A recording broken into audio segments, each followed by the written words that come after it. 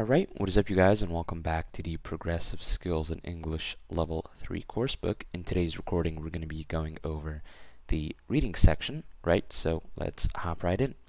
Here we have vocabulary for reading, exercise A, reviewing vocabulary.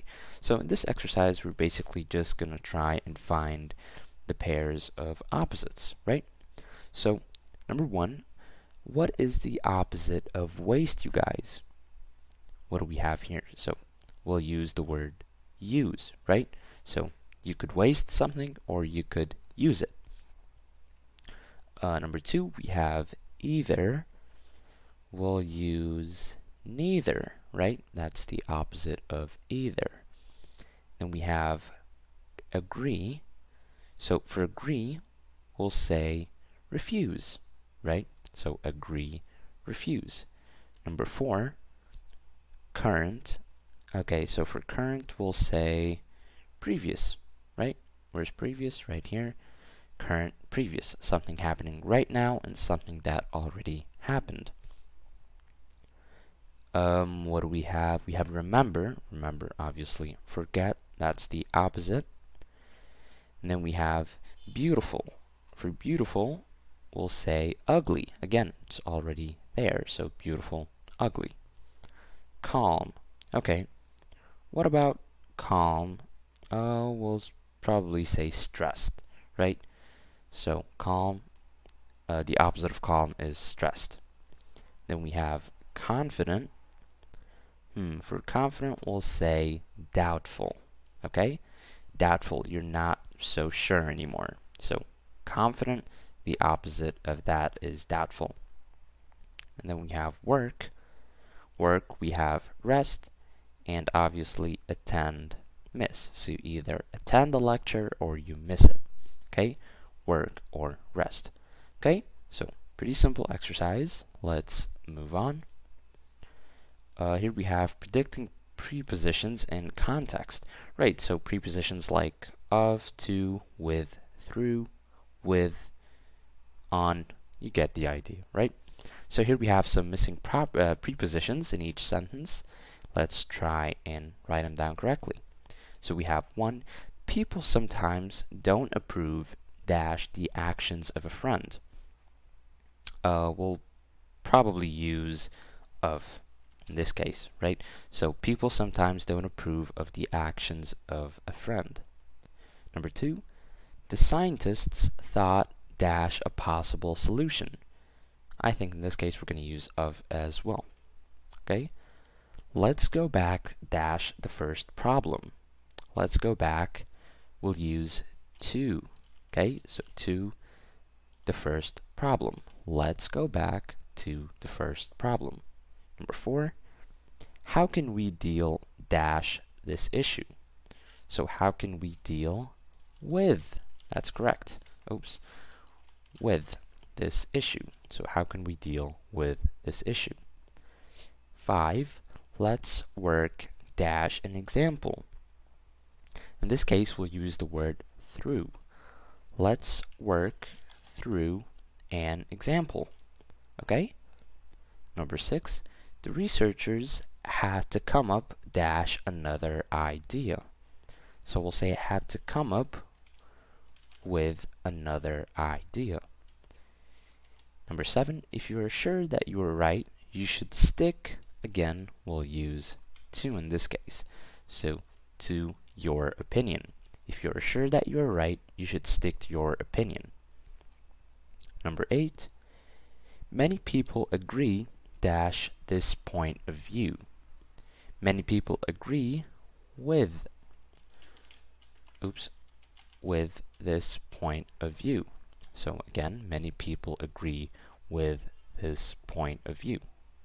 Number 9, people sometimes make fun, this one's pretty simple, of new ideas. Number 10, a manager needs someone to rely dash inside the organization. Rely on, right? Someone that you rely on, okay? So that was predicting the prepositions in context. Now let's go to exercise C. Actually, before we do that, let's take a look at the vocab box here. Here we have decision, define, evaluate, identify, participatory, possibility, saying, and summarize. Okay, so that was the vocab box. Now let's go to exercise C, understanding new words. Right, so read each sentence below, study the underlined word in each case. It is built from a word that you know already. What is that word in each case? Okay, so number one, we have the manager found it difficult to make decisions. Right, so what is the word decisions built from, you guys? That's correct, it is built from the word decide, right? So the manager found it difficult to make decisions, coming from the word decide. Okay? We can define the word style in a number of ways. Right. So the word define, it comes from definition. Oops, wrote that wrong. Definition. Okay? So we can define the word style in a number of ways, coming from the word definition. Okay? Number three, you need to evaluate each solution carefully. Right? So evaluate actually comes from the word value. Okay? So you need to evaluate each solution carefully. Value. Okay? It is easy to identify the cause of the problem. Identify comes from identity, right? So identity. Okay, oops, forgot the N. Identity. People in management are responsible for many problems inside companies. So people in management comes from the word manage. Okay, so people in management are responsible for many problems inside companies. The students have a participatory role in the process. Okay, so the word participatory comes from the word participate, you guys, right? So we'll say participate. Okay? Oops. So again, the word participatory comes from participate. Number 7, there is a small possibility of finding a peaceful solution. Wow. Possibility obviously comes from the word possible. Okay? So again, possibility, possible. In reality, the people would never accept this answer. Right? So in reality, we could use two words actually. So either the word real, like so, or we could also say really. So they're both correct. So reality comes from real or really. Both are correct. There is a saying in English, measure 3 times, cut once. Right, so saying obviously comes from the word say. Okay? And finally, number 10, I would like to summarize the main issues in this essay. So summarize comes from the word sum. Okay? So one more time, decisions, decide, define, definition, evaluate, value, identify, identity, management, manage, participatory, participate, possibility, possible, reality, real or really, saying, say, summarize, sum. Okay? So that was exercise C, understanding new words. Now let's move on. Right, you guys, now let's go to exercise A. Here we have activating ideas, discuss in groups. So if you're in class or at home, discuss what was the last big decision you made. So again, this will be entirely up to you. So in your personal or professional life, what was the last big decision that you made, right?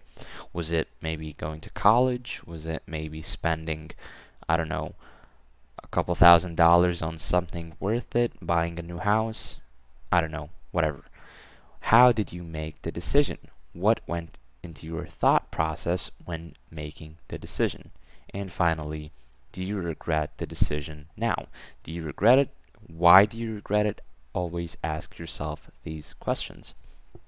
Alright, so now before we move to exercise B, C, and D, we're going to have to read this article right here. So we have, digest problems to make good decision. It's the process that matters. So here we go. How do you make decisions? A lot of the time, people make decisions without really thinking about it. They use their instinct and just hope that they have done the right thing. However, this kind of decision making is no good in business, and probably not the best way to decide big things in our everyday lives either. If you follow the process carefully, the decision will usually be a good one. We can summarize the process of good decision making in digest. What does digest mean? In general English, it has a number of meanings, including to break down food in the stomach. But in this case, the word just helps us remember the 6 parts of the process. Right, so let's go to table 1. Here we have the digest process, right? Define the problem, imagine a successful solution, generate alternative possibilities, evaluate the possibilities, select the best one, and tell people your decision. Okay? So firstly, define the problem. Say what you were really trying to do. Secondly, imagine a successful solution. This is usually easy. If it isn't, go back to the first stage and redefine the problem. Thirdly, generate alternative possibilities. There is very rarely only one possible solution to a problem. Think of several solutions and you are more likely to come up with a good one in the end. Fourthly, evaluate the possibilities. Look at each one carefully and consider the good and the bad points about it. Fifthly, select the best one. Again, an obvious stage. Finally, tell people your decision. You should certainly do this if the decision affects other people. Even if it doesn't, you should tell other people because it might be difficult to stick to your decision later. The more people you tell about your decision, the harder it is to change your mind later. Let's work through an example of the process in action. First, the problem. Let's say that you have lectures every morning and keep arriving late. You imagine a successful solution to the problem. That is easy in this case. You need to arrive 10 minutes before the first lecture. However, perhaps you live a long way from the university and the first lecture begins at 9. You need to generate some alternative possibilities. You could take a bus but don't like public transport. Stop. During the brainstorm, you must not evaluate the possibilities or criticize them. Why? Because there are 2 sides to the human brain, a creative side and a logical side. It is impossible to get both sides working well at the same time. In this case, you need the creative side first to generate the alternatives, then the logical side to evaluate each one. So make a list of possibilities. You could take a taxi or go in your father's car. You could hire a driver or stay overnight with a friend, etc. Then go through them one by one, thinking of any difficulties. You could give each possibility a number of crosses, one for each difficulty. Finally, when you have evaluated all the possibilities, you need to select one, and that's it. Well, not quite. Tell people about it. Remember, you will not make perfect decisions every time, even with this decision-making process. However, there's an old saying in business, there is only one thing worse than a bad decision, and that is no decision at all. Wow, that was a really good article. Anyway, now let's go to exercise B, understanding paragraph structure. Right, so we have read the topic sentences below and match each topic sentence with the next sentence in the paragraph. Right, so I'm pretty sure you guys have the paragraph in your books, right? So, how do you make decisions? What comes after that, you guys? I think it was a lot of the time People make decisions without really thinking about it. Okay? 2, we can summarize the process of good decision making in the acronym DIGEST. Digest. Okay, so I think it was, what does digest mean? Okay, so we can summarize the process of good decision making in the acronym DIGEST. What does digest mean? 3, firstly, define the problem. Say what you are really trying to do. After that comes secondly, right? So it was firstly, so we'll say secondly, imagine a successful solution. 4, let's work through an example of the process in action. After that comes first, the problem. Okay? And finally, 5, you will not make perfect decisions every time, even with this decision-making process. However, there's an old saying in business, and the saying goes on. Okay? So one more time. How do you make decisions? A lot of the time, people make decisions without really thinking about it. 2, we can summarize the process of good decision-making in the acronym DIGEST. What does DIGEST mean? Firstly, define the problem. Say what you are really trying to do. Secondly, imagine a successful solution. 4, let's work through an example of the process in action. First, the problem. 5, you will not make perfect decisions every time, even with this decision-making process. However, there's an old saying in business. Okay? Now, let's go to exercise C, understanding the text. Okay, so here we have read the article and mark each sentence true or false or not sentence. But before we do that, let's take a look at the vocab box here. So we have brainstorm, creative, criticize, difficulty, generate, imagine, instinct, logical, public transport, select, and successful. Okay, now let's go to understanding the text, exercise C, right? Read the article, we already did that. Mark each sentence true, false, or not certain. Okay, so using instinct means not really thinking about something. That is, we're gonna say true. That's correct. Okay, interesting. Okay, I can't seem to write. Wow, I cannot. Keyboard's not working apparently. So we'll say true. So using instinct means not really thinking about something. It's gonna be true. Good decision making only really matters in business. Is that true, you guys? No, it's not. Yes, it's not. Good decision making applies to your life and not just in business. It's really helpful for your everyday life, for your big decisions such as a relationship, your work life, and business. So it's not just business, okay? Digest is the acronym for a decision making process. That is true. 4, the writer has chosen the acronym because digest means to break down food in the stomach. That's wrong. He used it because it helps us memorize a set of sentences that give us the decision-making process and not to break down food in the stomach. Okay? 5, generate alternative solutions means think of different answers to the problem. And that is actually true, yes. Generating alternative solutions means to think of different answers to the problem. 6, the writer thinks you should involve other people in generating alternatives. That is actually not specified. Well, I don't know if the writer thinks you should involve other people in generating alternatives. He says maybe, maybe not, right? You're not really certain what he wants. So the more you tell people, the more likely you are to stick to your decision, but it's not really specified. 7, you should evaluate each solution as you think of it.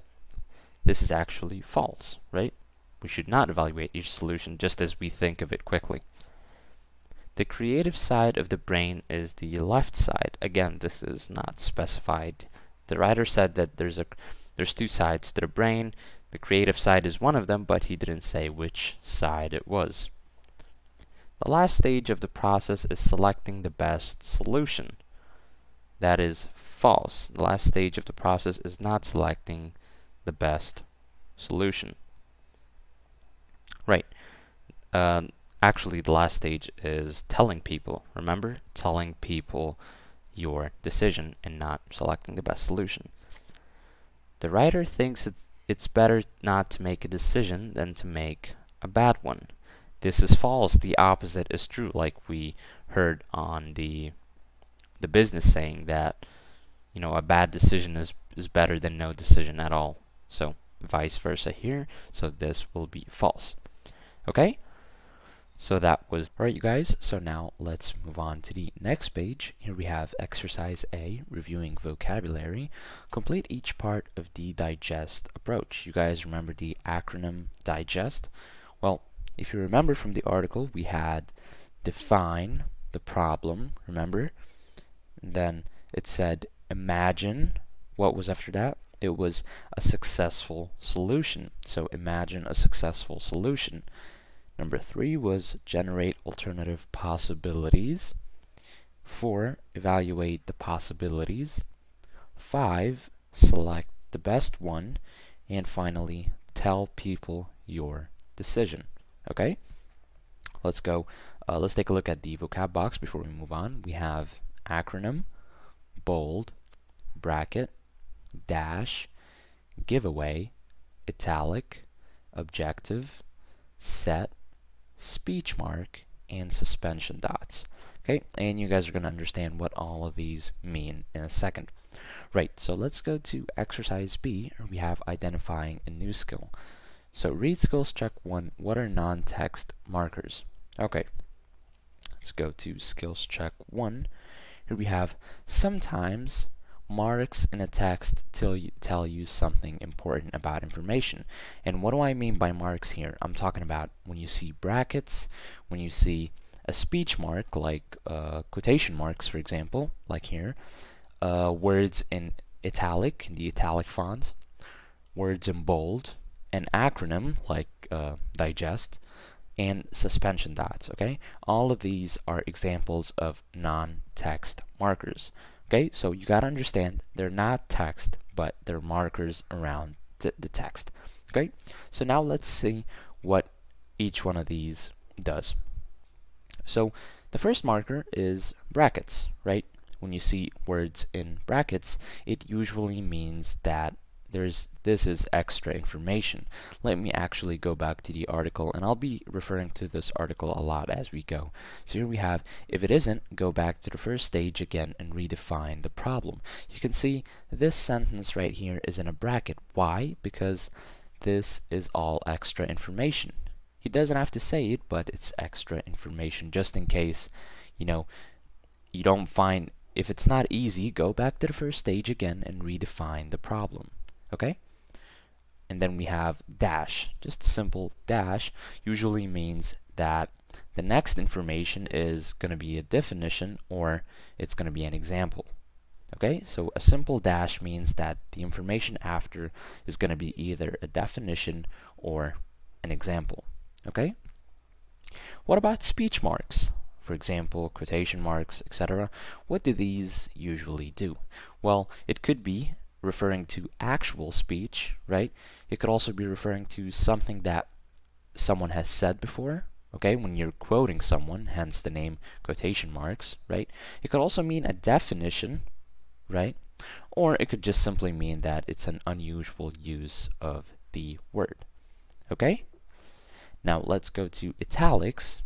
Italics is when, you know, how sometimes in the middle of a text you'll see a word in sort of wiggly compared to the rest of the text. This is what italics is. And it just usually indicates that the information is important. Okay?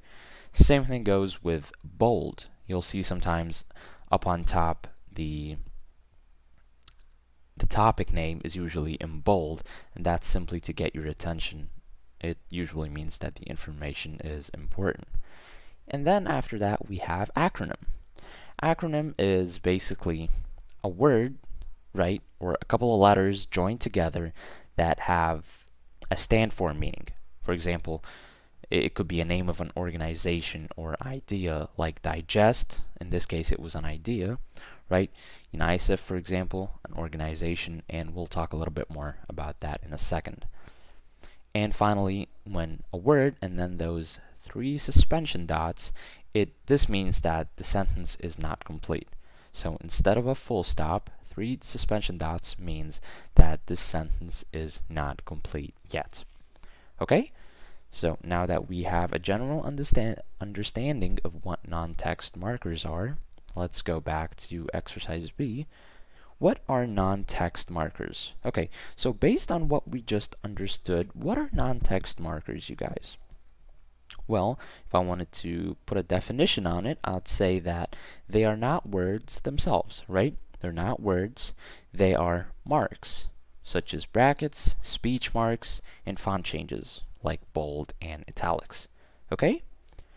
Now let's go to 2. Look at the highlighted sections in the text in lesson 3.6, so the article that we just read. Find the non-text markers. What is each marker and what is its purpose? Okay, so let's go back to the article here. Alright, so we have, what does digest mean? So in this case, this is an acronym, you guys, right? And it stands for the mnemonic define, imagine, etc., right? Generate, evaluate, select, and tell. Okay, so first one is an acronym. Firstly, define, or actually before we do that, we have right here. In general English, it has a number of meanings, including to break down food in the stomach. You see this right here, the marks? This means that the speech marks give us a definition. Okay, so to break down, right, this is all a definition. Okay, then we have, firstly, define the problem. You see define, how it's in bold, right? So bold here tells the reader that this word is important, okay? Because you wouldn't be able to identify the meaning of digest, or you would be able to, it would just take more time and more effort. So it's just way easier to put it on in bold, okay? And then we have I think, yeah, right here. So this is usually easy. If it isn't, go back to the first stage again and redefine the problem. You see these brackets right here? Well, if it isn't, these are brackets and this is extra information. Okay? The more people you tell about your decision, the harder it is to change your mind later. Okay, so we have tell. Do you notice how tell is in italics? Right? It's different from the rest of the text, and that just indicates that it's an important word in this case. Okay, and finally we have, you could take a bus, but don't like public transport, and 3 suspension dots, stop, exclamation mark. In this case, after public transport, the sentence doesn't stop, and then when stop happens, that's when it stops. Okay, if that makes sense. So this just usually means that the sentence is not complete. Okay, pretty simple so far. Now let's go to exercise C. Here we have recognizing acronyms. So what is each acronym? We have WHO, UN, NASA, EU, UK, USA, MBA, SMS, BBC, PC, ISB, and CEO. All of these are different acronyms. So we want to know, which of these are organizations and which of these are things like, I don't know, a type of computer maybe, a job title, a qualification, for example. Let's go over them one by one. So WHO is obviously an organization, and it stands for World Health Organization. Okay, so WHO, it's a type of organization, and it stands for World Health Organization.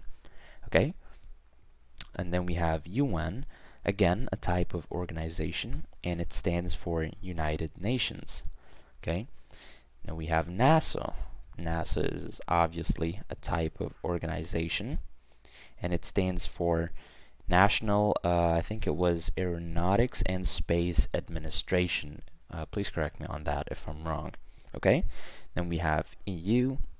Obviously, it's not an organization, it's a group of countries, and it stands for European Union. Okay? And then we have UK. UK is obviously a country, not an organization, and it stands for United Kingdom. Same thing with the USA, right? It's a country, and it stands for United States of America. Then we have MBA. This is not a country, and it's not an organization. It's actually a qualification, and it means Master of Business Administration. Okay? Then we have SMS. It's a text messaging system, okay? And it stands for Short Message Service. All right? Then we have BBC. BBC is actually an organization and also a broadcaster. So we'll say both an organization and broadcaster. So it stands for British Broadcasting Corporation, if I'm not wrong. Yeah, I think, yeah, I'm good. British Broadcasting Corporation. And then PC, obviously it's type of computer, and it stands for personal computer. ISP. ISP is actually an organization for email and the internet, and it stands for Internet Service Provider. So any internet service provider could be called ISP. CEO is obviously a job title, it's not an organization, and it stands for Chief Executive Officer. Okay? So these are some of the most known acronyms around the world. Now let's go to exercise D. Predicting content from non-text markers. Right, so I'm pretty sure you guys have a pretty good idea of what non-text markers are by now. So I want you guys to predict some of the content here based on what you see on the text markers, right, from text markers, sorry. Okay, so pause the video if you can and try to solve this on your own, and then come and check your answers. So let's see, here we have, there's a style of management called MBO. Okay, and what does that stand for? Remember? It stands for Management by Objectives, and you see the brackets, that's why it's important. Okay? 2, it is based on the saying, right? We have a saying. Where's the saying? We use quotation marks for a saying. So give a person a map, not a route. Okay, so give a person a map, not a route. 3, if a worker knows the objective of a job, his / her decision will be as good as the manager's. What is that? We could probably say perhaps better. Okay? Number 4, in MBO, managers set the objectives, but decisions are made by everyone. Okay? So that is called delegation, obviously. This one's pretty simple. Okay? The key to successful MBO is giving workers power. We'll say power. And finally, 6, if managers don't really give power away, MBO will not work and may damage the relationship between workers and managers. Okay, so one more time, there's a style of management called MBO, Management of Objectives. It is based on the saying, give a person a map, not a route. If a worker knows the objective of a job, his / her decision will be as good as the manager's, perhaps better. In MBO, managers set the objectives, but decisions are made by everyone. It is called delegation. The key to successful MBO is giving workers power. And finally, if managers don't really give power away, MBO will not work and may damage the relationship between workers and managers. Okay, so that was exercise D. Now let's move on. Okay, so now let's go to exercise E, identifying a new skill 2.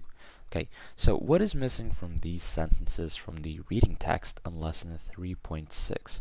Write one word on each line. Okay, so before we do that, let's actually go to skills check 2. So identifying missing subjects and verbs from conjunctions. So you guys got to know that when writers join with, and, but, or they, or not, sorry, when they use and, but, or, they sometimes omit extra words from the second sentence. So let's see some examples. We have, you have lectures every morning, and instead of saying you keep arriving late, they say and keep arriving late. Decision making is not a moment in time, but a process. Instead of saying decision making is not a moment in time, but it is a process. Okay? The lecturer does not know or care about your problems. Instead of saying or the lecturer does not care about your problems. Okay? You could take a taxi or go in your father's car. You must not evaluate the ideas or criticize them. Okay? So always think, what is the subject and verb of the second part of the sentence? Is it negative, positive? And let me tell you why you should think like that. Well, if you notice, we use and with two positive ideas, right? We use or with two negative ideas, right? So you must not evaluate the ideas or criticize them, right? Both are negative ideas. But when we use but, in this case, it could be a positive and a negative idea, right? Or it could also be a surprising piece of information. Okay? So, again, one more time, when joining words with and, but, or, sometimes we omit words from the second sentence. So it could be you, it is, the lecturer does not care, things that have already been said once. Okay? So now let's go here. What is missing? So notice how he said what is missing and not the joining words. So I don't want to add and, but, or. Okay? So it's already here. So we have and, or, right? And then. Okay? So instinct is no good in business and probably not the best way to decide things in everyday life. So this is correct. But what is missing, or what was omitted, in this case it'll be instinct is no good in business, right? And it is probably not the best way to decide things in everyday life. So he took out it and is. Okay? Number 2, you need the creative side first, then dash the logical side. Okay, so what's missing? We're missing you need. So you need the creative side first, then you need the logical side. Okay? Number 3, you could hire a driver or stay overnight with a friend. What was omitted? I could say you could hire a driver or you could stay overnight with a friend. Okay? So these were some of the words that were omitted here in exercise E. Now let's go to exercise F, identifying some of the missing subjects. Right. So we're going to have to underline the second verb and what's the subject in each sentence. So perhaps you have lectures every morning and keep arriving late. So obviously the second verb is going to be keep, right? And the missing subject is going to be you, as in you, right? Perhaps you have lectures every morning and you keep arriving late. Okay? Number 2, Thomas Harris was born in California but studied medicine at the University of Arkansas. Okay, so Thomas Harris was born in California, but, where were we? But studied is obviously the second subject, and the missing subject here is Harris himself. Okay, so Thomas Harris was born in California, but I could say Harris studied medicine at the University of Arkansas. So in this case, Harris is the missing subject. Okay, 3, people are often happy to work in groups and respect the contributions of other people. People are often happy to work in groups and respect is the second verb, right? And the missing subject here is people. Okay, so people are often happy to work in groups, and people respect the contributions of other people. This is how it would sound like if I didn't get rid of the subject here, people. Okay. Number 4, most children do not make any decisions inside a family, but accept the decisions of parents. Okay, so most children do not make any decisions inside a family, but accept. Okay, so we'll say accept. Here it is. So accept is obviously the second verb. Okay, and the missing subject is most children. So this is how it would sound like without the missing subject. Most children do not make many decisions inside a family, but most children accept the decisions of parents. Okay? Okay, 5. Adolescents sometimes don't accept their parents' decision and rebel. Okay? So obviously rebel is the second verb, and the missing subject here is adolescents. Okay? 6. Every moment we pay attention to sensory memories or ignore them. Every moment we pay attention to sensory memories or ignore them. So in this case, ignore is obviously the second verb, and the missing subject is we. Okay? Loftus and Palmer showed students a film and asked them to complete a questionnaire about it. Okay, so Loftus and Palmer showed students a film and asked is going to be the second verb, and the missing subject is, again, Loftus and Palmer. So you get the idea. It's getting repetitive. I think you guys should be able to find the second verb easily and the missing subject. Charles Dickens, the English novelist, left school at 12 and went to work in a factory. Okay, so Charles Dickens, the English novelist, left school at 12 and went. Went is going to be the missing verb, right? And in this case, what is it? That's right, it's Charles Dickens. He's the missing subject. Mobile phones are very useful, but can also waste a lot of time. Okay, can also is going to be the verb in this case, the second verb, right? And mobile phones are mobile phones is the missing subject, right? We're talking about phones. The oral learner does not respond well to written information, but learns from lectures and tutorials. Okay, learns is going to be the second verb, and oral learner is obviously the oral learner is going to be the missing subject. Okay, so that was exercise F. Pretty simple stuff. Now let's move on. We have exercise G, identifying the missing subject and model auxiliary. Okay. Right, so find and underline the second verb. Let me actually just check. Yeah, find and underline the second verb in each sentence. What is the subject and model auxiliary in each case? Okay, so managers have to communicate their ideas and ensure that workers understand them. Right, so find and underline, so the second verb is obviously going to be ensure.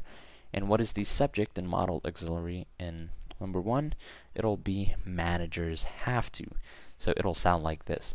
Managers have to communicate their ideas, and managers have to ensure that workers understand them. Okay? Number 2, directors should provide regular and full information and keep workers up to date. Okay? So keep is the second verb, and the missing subject and model auxiliary will be directors should. So it'll sound like directors should provide regular and full information, and directors should keep workers up to date. Number 3, in order to remember information, you must take it out of memory and use it again and again. So use is obviously the second verb, right? And The subject and model auxiliary will be you must. So it'll sound like, in order to remember information, you must take it out of memory and you must use it again and again. Okay? 4. Humans cannot remember every event in their lives or name all their childhood friends. Okay, so name will be name here. Notice how name here is a verb, you guys, okay? And in this case, it's the second verb. And subject and model auxiliary will be humans cannot. So we'll say humans cannot remember every event in their lives, or humans cannot name all their childhood friends, okay? 5. Doctors in the past could not treat many diseases or save people from fatal infections. Okay, so again, save is the second verb, excuse me, and the subject and model auxiliary will be doctors could not. So doctors in the past could not treat many diseases, or doctors could not save people from fatal infections. Okay? 6. In this report, I'm going to discuss the reasons for the problem and suggest possible solutions. Okay, so suggest is going to be the second verb, and subject and model auxiliary will be I am going to. Okay? Soon, the world will not have enough oil for global needs or have enough renewable energy sources to meet demand. Okay, so in this case, there is no I don't see the second verb, right? So I think it's just missing the subject and model auxiliary. So in this case, it'll sound like soon the world will not have enough oil for global needs, or the world will not have enough renewable energy sources to meet demand. 8. People may not be able to use cars or travel by air as much as today. Travel is going to be the second verb here, and people may not be able to is the missing subject and model auxiliary. Okay? Wow, that was a mouthful. Right. So that was that was this part, you guys. Now let's move on. Alright, you guys, so now let's move on to the next lesson here. We have applying new reading skills, and let's start with the reviewing vocabulary exercise A.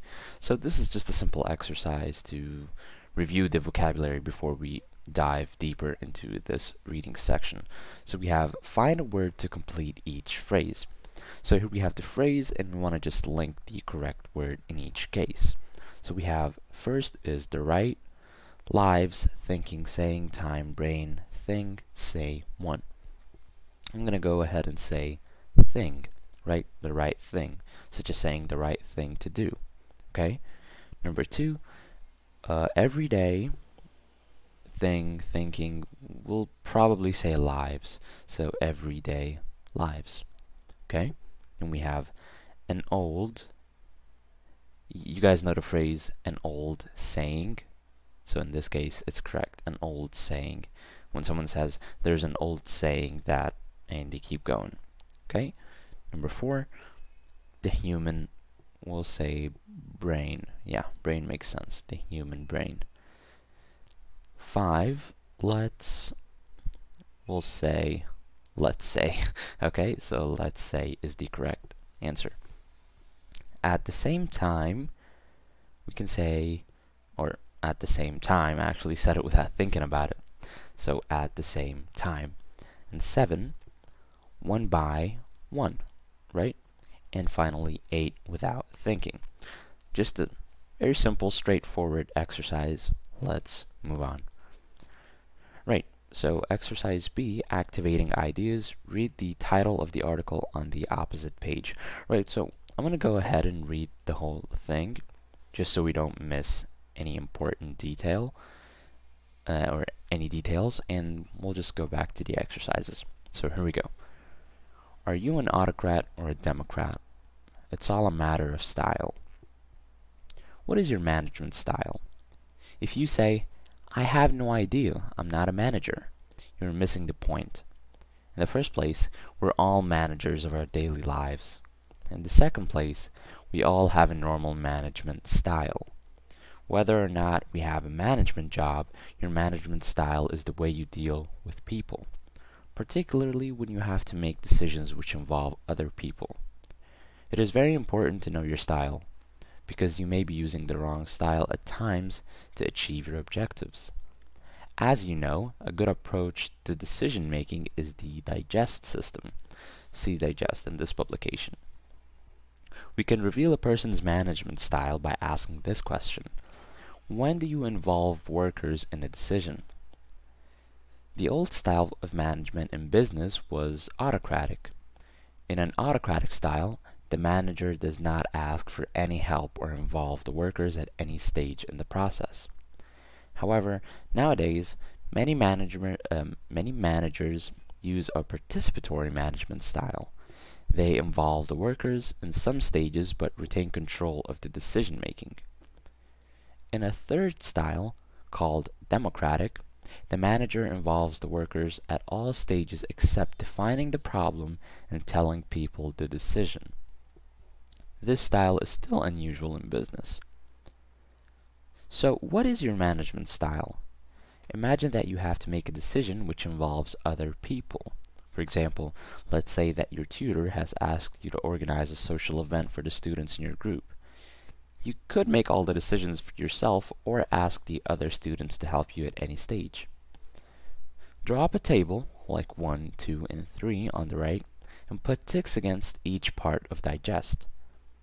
Now show your table to your friends because the views of other people are very important in this case, or in a case like this.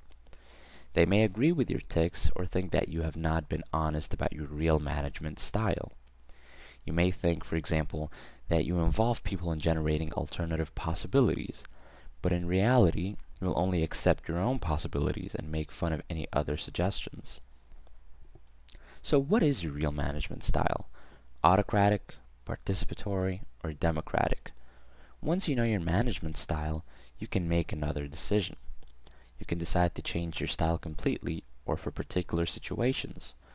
For example, an autocratic manager at work may not manage his wife or her husband in this way, or a teenage child. Right, so that was the article. Now let's go back to exercise B. Here we have, read the title of the article on the opposing page. How would you answer the question?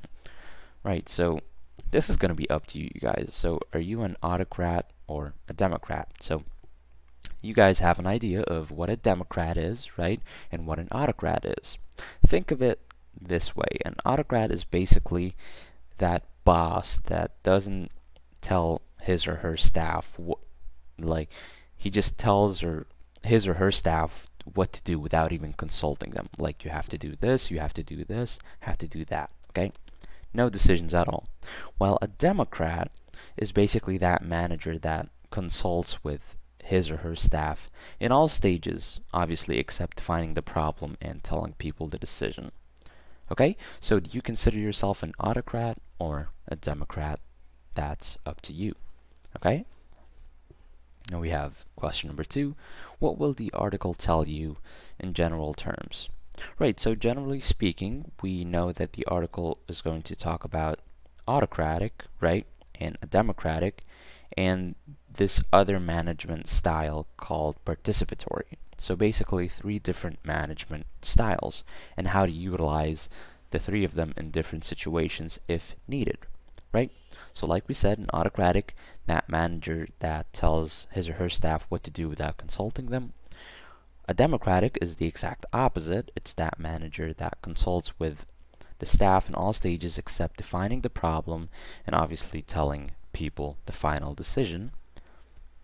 And finally, we have the participatory management style. That's where the manager consults the staff in some stages, and this is the most common for businesses right now. Okay? So that was exercise B. Now let's go to exercise C.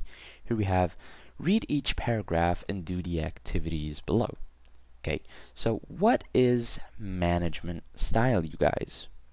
Well, we know that management style is how we manage other people, right? So a management style is how we manage other people. Hence, most managers are either autocratic or democratic. Okay?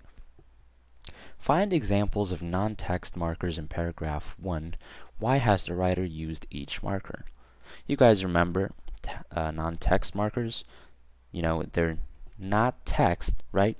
They carry meaning, but they are not actual words. For example, bold, italics, quotation marks, for example, right? And they could give us extra meaning and other things that we'll see in a second. So for example, we have this right here. I think it was around here. Yeah.